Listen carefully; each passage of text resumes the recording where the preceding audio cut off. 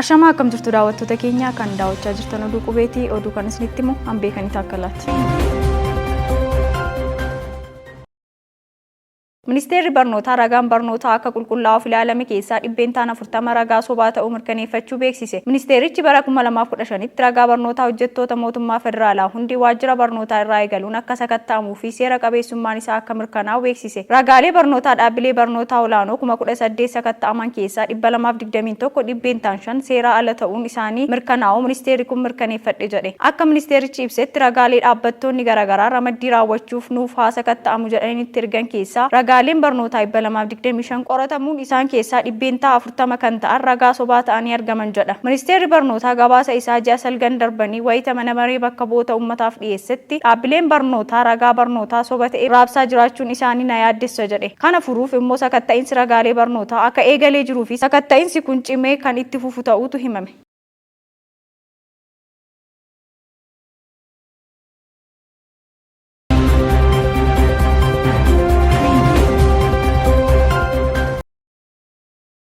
Liibiyaan Itoophiyaa fi biyyoota biroo waliin hariiroo qabdu deebistee galuuf qophii ta'uu ibsite. Liibiyaan hariiroo Itoophiyaa fi biyyoota Afrikaa biroo waliin qabdu sababa adda addaatiin adda citee ture deebistee galuuf qophii ta'uu beeksiste. Itoophiyaatti ambaasaaddarri Liibiyaa obbo Mohaammed Adam Mohaammed Diinoon xalayaa muudama isaanii hoogganaa dhimma pirootokoolii ministeera dhimma alaa obbo Malaakuu Badhaadhaaf kennan. Maricha irratti obbo Malaakuun hariiroon Itoophiyaa fi Liibiyaa yeroo dheeraaf akka ture eeruun biyyoonni lamaan hariiroo biyyoota lamaanii fi biyyoota hedduu cimsuun irratti xiyyeeffachuu akka qaban ibsaniiru. Dabalataanis Itoophiyaan hariiroo biyyoota lamaanii Liibiyaa waliin qabdu cimsuuf kutannoo akka qabdu ibsan. Itoophiyaatti ambaasaaddarri Liibiyaa obbo Mohaammed Adam Mohaammed Diinoon akka jedhanitti Itoophiyaan biyyoota Liibiyaaf xiyyeeffannoo addaa kennan keessaa ishee tokkodha. Akka odeeffannoon ministeera dhimma alaa irraa argame mul'isutti Liibiyaa waggoota 12 darbaniif sababa adda addaatiin addaan citee kan ture Itoophiyaa fi biyyoota Afrikaa waliin hariiroo qabdu deebistee eegaluuf qophii ta'uu beeksifte. Walga'ii gamtaa Afrikaa 36ffaa bitootessa 2015 Finfinneetti gaggeeffame cinatti muummichi ministeeraa Dr. Abiy Ahmed itti aanaan pirezidaantii Liibiyaa Abdullaa Allaafi waliin hariiroo biyyoota lamaan gidduu jiru bifa haaraan deebisanii eegaluuf mari'atanii akka turan ni yaadatama.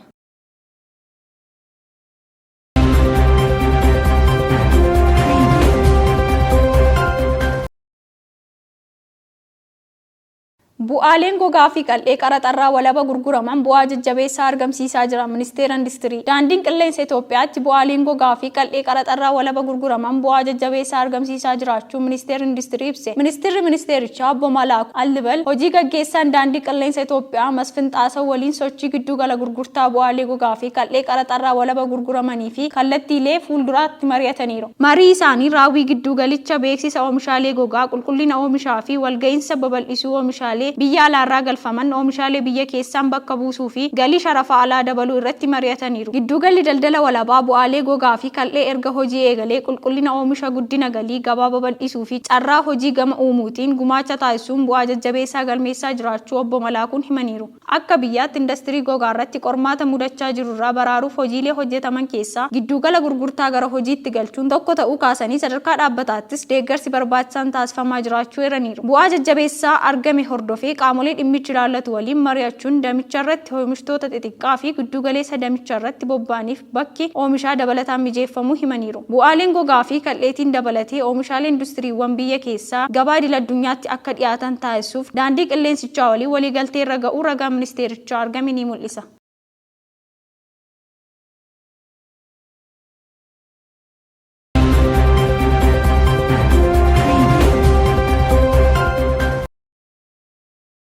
Beeljem damee innoveeshinii fi teekinooloojiitiin Itoophiyaa waliin hojjechuuf qophii ta'uu ibsite. Beeljem damee innoveeshinii, teekinooloojii, dijitaalaayizeeshinii fi ijaarsa dandeettiin Itoophiyaa waliin tumsaan hojjechuuf qophii ta'uu ibsite. Ministeera innoveeshinii fi teekinooloojii Dr. Ballataa Mollaa Itoophiyaatti ambaasaadara Beeljem Stefan Teejis waliin mari'atan. Damee innoveeshinii fi teekinooloojii ICT ijaarsa dandeettii saayinsii hawaasaa fi dhimmoota waloo irratti tumsaan hojjechuuf haala dandeessan irratti mari'atan. Dr. Ballataan tumsa damee hunda biyyattiin Itoophiyaaf taasisaa jirtu galateeffachuun ragaa ministeera innoveeshinii fi teekinooloojii irraa argame ni mul'isa.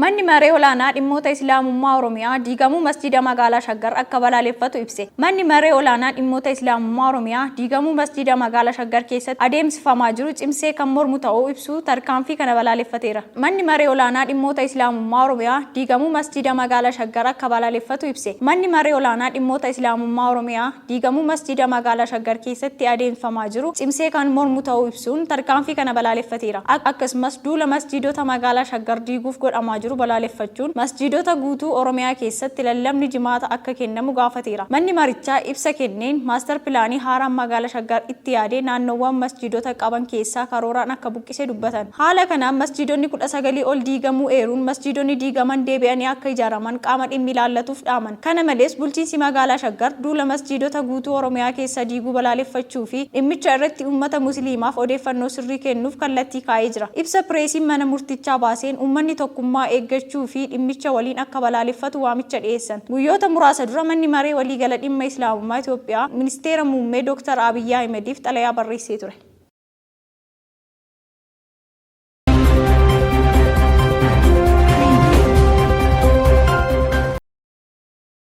Hooggantoonni mana amantii Ortodoksii Tigraay episkooposota 10 muuduuf karoorfachuu beeksisan. Hooggantoonni mana amantaa Ortodoksii Tigraay kan Salaam Kassat Birhaan jedhamu kaleessa waaree booda karoora mana amantii Tigraay keessaa fi biyya alaatti episkooposota 10 muuduuf akka jiran beeksisan. Caasaan walaba haaraa kun kiristaanonni Ortodoksii naannoo Tigraay fi dhalattoota Tigraay kan kutaa bulchiinsa Ameerikaa, Awurooppaa, Kaanaadaa fi Awustiraaliyaa jiran dabalatee gurmaa'anii muudamuun akka hojjetan ibsan. Beeksisa kaleessaa keessatti gaggeessitoonni kun kurnan mootummaa naannoo Tigraay fi dhalattoota Tigraay kan Ameerikaa kaawaa, Awurooppaa, Awustiraaliyaa fi Kaanaadaa keessatti argaman waliin ta'uun amantii isaanii akka guddisan beeksisan. Murtee guyyaa kaleessaa murteessan kana abbootii amantii Tigraay yaa wiixataa walgahii jalqabuu ibsuun walgahii kana irratti paatriyaarkii mana kiristaanaa Ortodoksii Tawaahidoo Itoophiyaa kan ta'an qulqulluu Abuuna Maatiyaas kibxata gaazexeessitootaaf ibsanii kennu jedhamee eegama.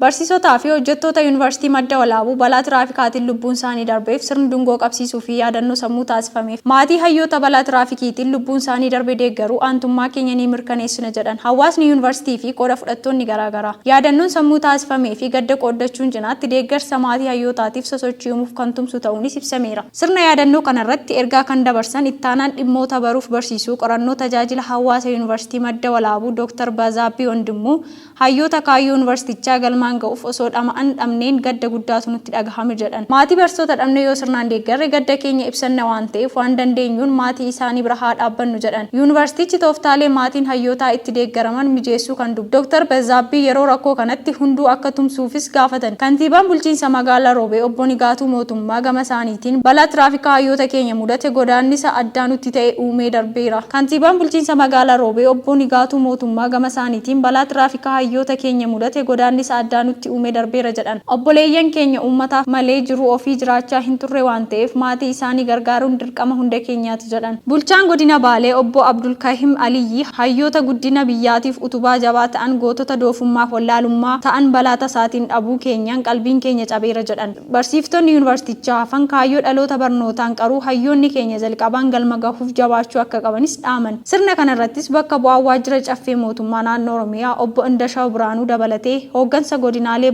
Baalee Roobee fi hawaasni yuunivarsiitii Madda Walaabuu argamaniiru jechuun koomishiniin godinaalee Baalee odeeffannoo barisaaf ergeen eereera.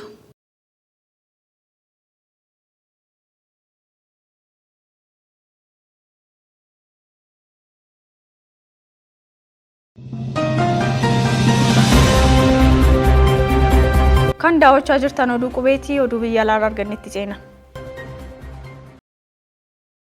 Hooggantoonni turizimii garee biyyoota 20 biyya Indiyaa Kaashmiritti walgahii ta'aa jiru. Hooggantoonni turizimii biyyoota 20 agarsiisa biyya Indiyaatiin hawwata turizimii naannoo Hamiliyaa kan Kaashmiritti jalqabame irratti hirmaachaa jiru. Walgahii amma hooggantoonni turizimii garee biyyoota 20 Indiyaatti taasisaa jiran kan qindeessite Indiyaan kanaan dura bakka hawwata turizimii ishee sababa rakkoo nageenyaaf waggoottan 30 osoo hin daawwatamin ture deebistee daawwattoota biyya alaa ofitti harkisuuf akka karoorfatte ministeerri turizimii federaala Indiyaa Kishaan Reedii himan. Indiyaatti Kaashmirii bakki hawwata turizimii taate kan waggoota 30f garee hidhattoota leellistoota Islaamaan qabamtee kan turtedha. Bara 1989 irraa jalqabuun qabiyyee mootummaa federaalaa kan taate Jammuu fi Kashmir Indiyaa keessatti bakka hawwata turizimii Switzerland Indiyaa jedhamuun waamamti ture. Bakkichis gareen cabbii uffatanii fi haroowwan naannicha keessa jiraniin daawwattoota biyya alaa harkisuun beekama. Jeequmsi naannoo sana tures biyyattii keessatti namoonni kumaatamaan lakkaa'aman akka du'aniif sababa ta'eera. Akkasumas daawwattoonni biyya keessaallee bakkicha akka hin daawwanneef sodaa nageenyaa ta'uun daawwannaan turistoota naannichatti taasifamu erga addaan citee tureera. Nageenyi naannoo sanaa bakka itti deebi'u irraa kan ka'e bara 2022tti daawwattoonni miliyoona 18.4 Kashmir daawwachuu isaanii ministeerri turizimii federaalaa Indiyaa beeksisee jira. Daawwattoota bara 2022 keessa Kashmiriin daawwatan keessaa lammiileen biyya alaa 20 qofa akka ta'anii fi isaanis biyyoota kanneen akka Maaleeshiyaa, Indooneeziyaa, Kooriyaa, Kibbaa fi Taayiwaan irraa akka dhufan hooggantoonni turizimii Kashmir yoo ibsan, yeroo ammaa kana garuu daawwattoota biyyoota Awurooppaas ofitti harkisuuf kan kaayyeffatan ta'uu himan.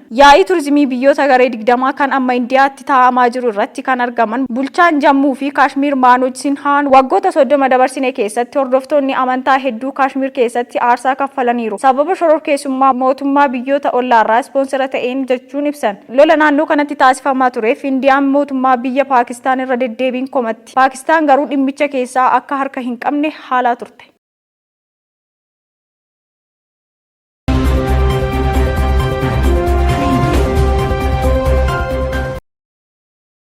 Raashiyaa fi Chaayinaan walii galtee warra dhiyaa mufachiisu mallatteessan. Biyyoonni lamaan Ameerikaa fi Chaayinaan tumsa isaanii cimsaa kan jiran yoo ta'u, biyyoonni dhiyaa waraana Yuukireenii booda hariiroo biyyoota lamaaniif of eeggannoodhaan ilaalaa jiru. Ministeerri muummee Raashiyaa har'a ganama Chaayinaa kan deeman yommuu ta'u, yeroodhuma wal fakkaatutti Raashiyaa fi Chaayinaan walii galtee adda addaa mallatteessaniiru. Muummichi ministeeraa Biriteen Chaayinaan nageenyaa fi badhaadhina addunyaaf sodaachistuudha jedhan. Biyyoonni lamaan tumsa isaanii cimsaa kan jiran yoo ta'u, biyyoonni dhiyaa waraana Yuukireenii booda hariiroo biyyoota lamaaniif of eeggannoodhaan ilaalaa jiru. Ministeerri muummee Mikaa'el Mushtiin erga Raashiyaa Yuukireen irratti duula waraana addaa eegaltee as qondaala sadarkaa olaanaa Raashiyaa Chaayinaa daawwatan ta'u.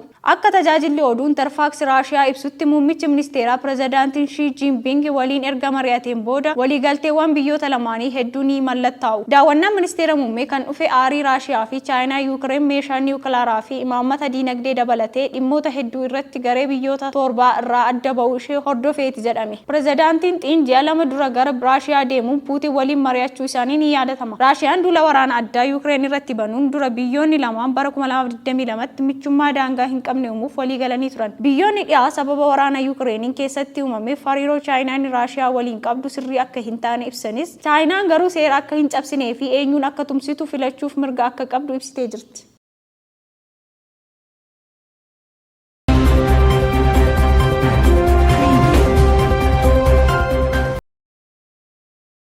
Poolisiin Los Angeles hojii isaa keessatti roobootii saree bobbaasuuf akka jiru beeksise. Poolisiin Los Angeles hojii isaa keessatti roobootii saree bobbaasuuf murteessuu isaa beeksise. Sareen roobootii kun dhaabbata Boston Dynamics jedhamu kan diizaayinii isaa fi hojii irra oolche yoo ta'u, bakkeewwanii fi gamoowwan poolisiif rakkisaa ta'e keessatti socho'uudhaan hojii poolisii bakka bu'ee hojjeta jedhame. Sareen roobootii kun meeshaalee adda addaa dhokatee jiruu fi urgaa'u kan qabu yoo ta'u, iddoo poolisiin dhaqqabuu hin dandeenyetti bobbaafama. Murteen kun paartilee tokko irratti mormii kan isa mudate yoo ta'u, keessumaa kanneen roobootii hidhachiisuun gocha balaa ta'uu fi wantoonni fiilmii iRobot fi Terminator keessatti mul'atan qabatamaan akka hin raawwatamne yaaddoo qaban ibsani. Akka gabaasa Reutersitti sareen roobotii Digdog jedhamu kun kanaan dura bara 2020 keessa magaalaa New Yorkitti hojjechaa ture. Sababa mormiitiin adda citee dhiheenya kana haala iftoominaa fi walirraa hin cinneen hawaasa waliin walitti makamuun hojiitti deebi'eera. Qondaaltonni magaalaa Los Angeles akka jedhanitti yeroo balaa tasaa fi naannoo nageenya poolisiif balaa ta'etti saree roobotii kana bobbaasuun qaawwa raawwii hojii tokko guutuuf gargaaraa jedhame.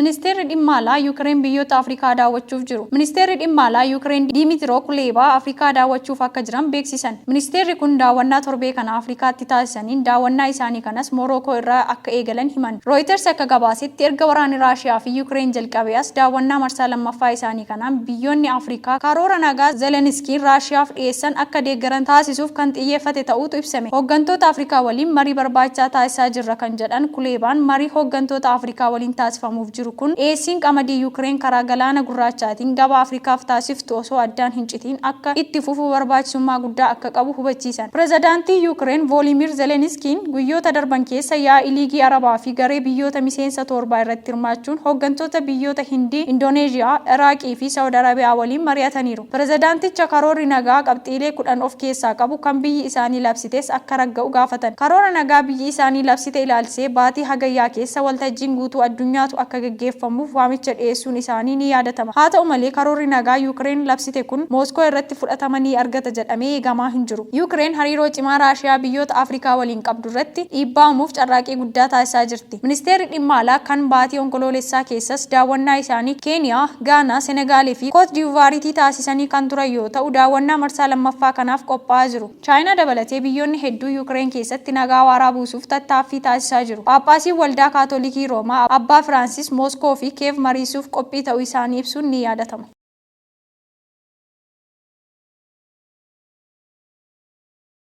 Kan daawwachaa turtan oduu qubeetii qophiilee qubee afaan waliin yeroo gaarii.